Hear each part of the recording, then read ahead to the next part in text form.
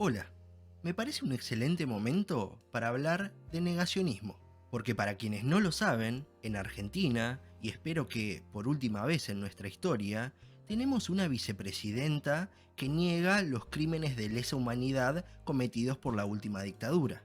O no los niega, pero los minimiza todo lo que puede.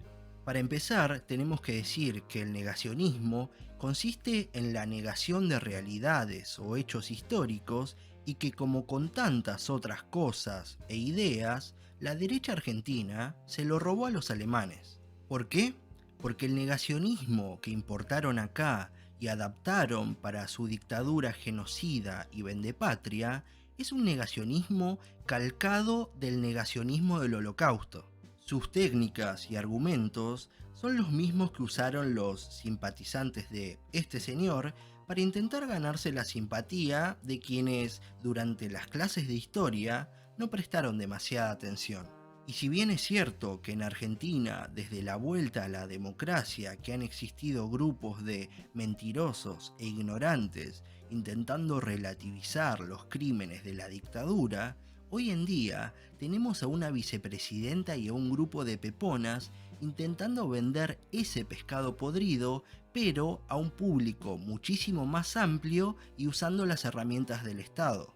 Lo que yo hice, ya que no soy profesor de historia y para eso pueden ir a ver el canal de mi productor estrella, el señor Pablo Borda, fue catalogar varias categorías de discursos falopa que se suelen repetir y que no necesitamos siquiera argumentar demasiado para poder refutar. Y esto es porque si bien todos estamos cansados de estos discursos, también tenemos la responsabilidad moral de poder desactivarlos cuando, por ejemplo, en una cena, tu primito que aún adeude historia de tercer año o tu tío que el último libro que leyó fue Platero y yo, intenten discutir sobre la última dictadura militar. Argumento falopa 1. La dictadura fue necesaria para frenar patrióticamente un ataque del comunismo internacional. Estamos absolutamente en contra de una visión tuerta de la historia. Para nosotros durante los 70 hubo una guerra y en esa guerra las fuerzas del Estado cometieron excesos. Esta es una de las tantas versiones de la clásica teoría de los dos demonios y todas se basan en imaginar a un ejército respondiendo a un ataque externo para proteger a una población inocente de una posible catástrofe. El problema con estas ideas es que ignoran que el golpe de Estado se venía preparando más o menos desde la asunción democrática de Cámpora, que se imaginarán, siendo peronista, no le caía muy bien a las cúpulas militares, y también que para el 76 la guerrilla ya estaba por un lado completamente desarticulada, en parte por medidas del gobierno de Isabel Perón, y por el otro había perdido el incipiente apoyo popular que alguna vez tuvo. Así que no, de ninguna manera fue una respuesta a un ataque del comunismo, a menos que consideres que el gobierno de Isabel Perón y López Rega estaba intentando instalar el comunismo a través de la eliminación de todo comunista. Argumento falopa 2. No hay pruebas suficientes.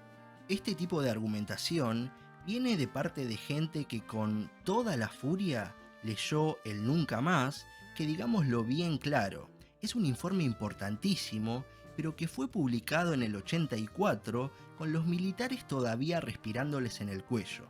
Ahora, del 84 al 2024 pasaron 40 años y todas las investigaciones posteriores produjeron muchísimas más pruebas que por alguna razón la derecha argentina decide ignorar. Por ejemplo, el Pozo de Vargas, un pozo de agua abandonado de aproximadamente 40 metros de profundidad que los militares usaron en la provincia de Tucumán para deshacerse de los cuerpos de 149 personas, durante muchos años fue una especie de leyenda, al menos para los negacionistas, y fue descubierto recién en el 2002, es decir, cerca de 20 años después de la publicación del Nunca Más. ¿A qué voy con esto?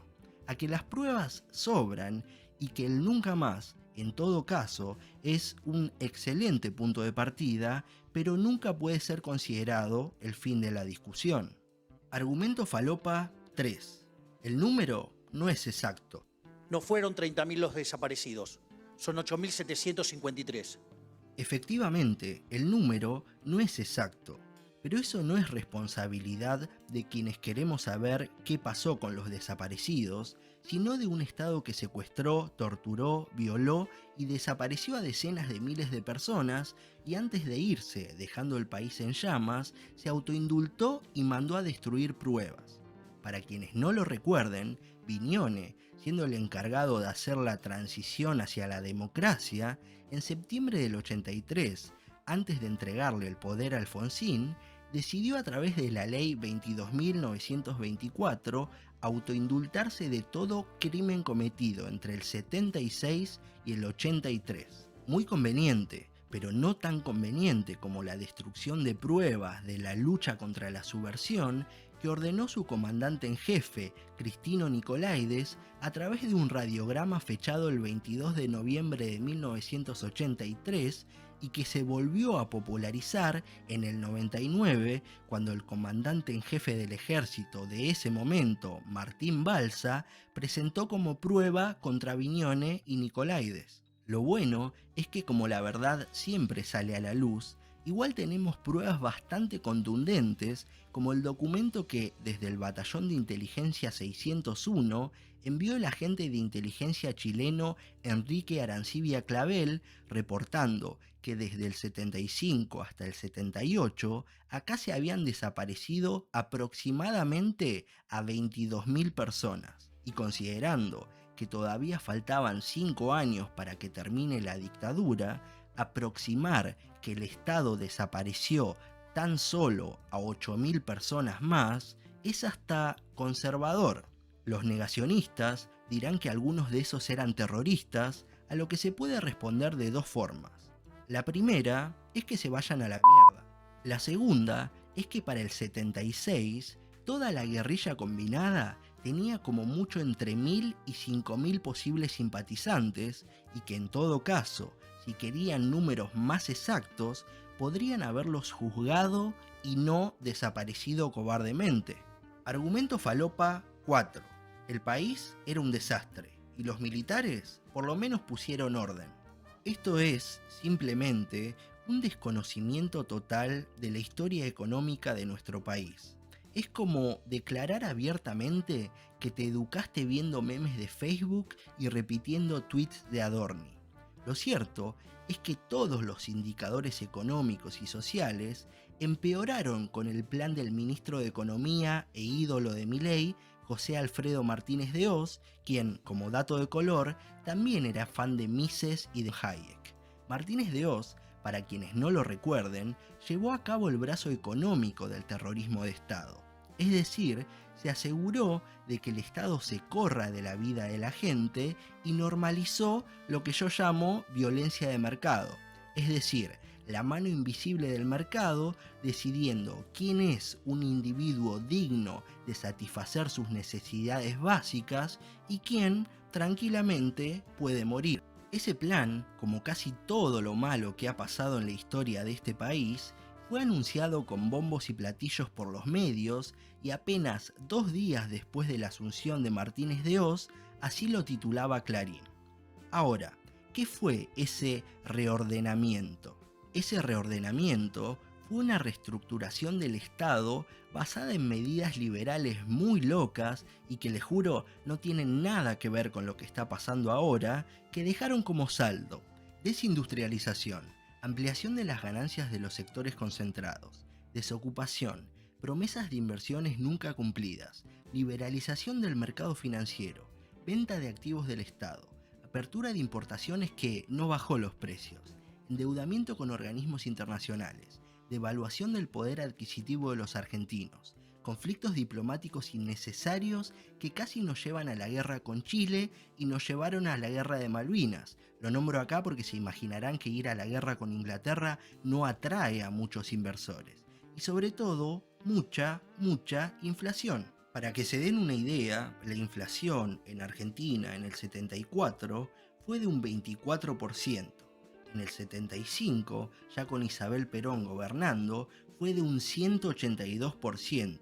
Y luego de que los militares tomen el poder y empiecen a aplicar sus medidas liberales que, como siempre, prometían salvarnos a todos, en el 76 se disparó al 444%.